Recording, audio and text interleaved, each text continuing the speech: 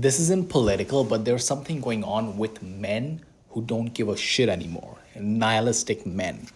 The guy who started the fire in LA that burned down East Palisades was listening to some French rap song about despair and bitterness. His inspiration, if you want to call it that, was some Chat GPT generated images of dystopian burning cities.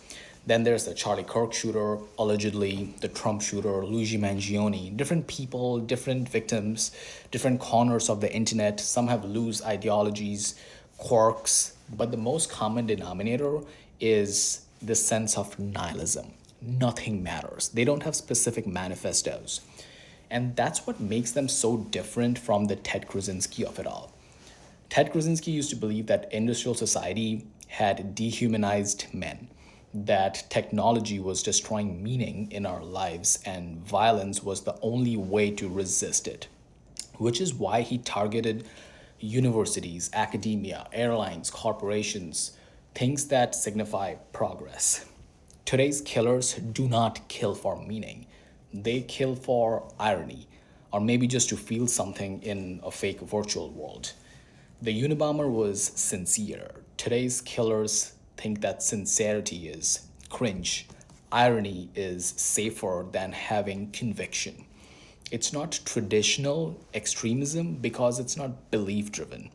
It's post belief. Even most school shooters back in the day acted out of grievance, revenge, or a desire for notoriety, like some loose combination of that. These people don't. It's pure chaos. Violence as its own aesthetic. That's why I personally do not like calling them left wing or right wing.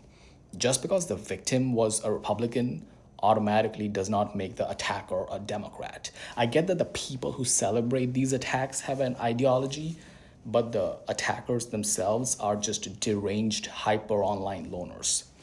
Political hate is easier to spot, it's easier to label, and it's easier to confront. So people just like to go with that.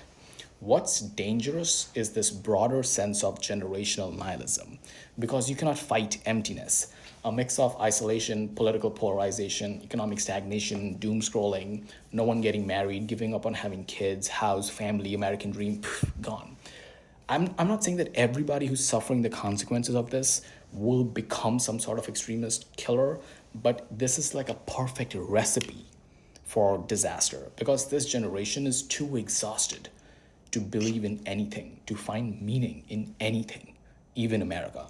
So what's left is just to commit acts like these.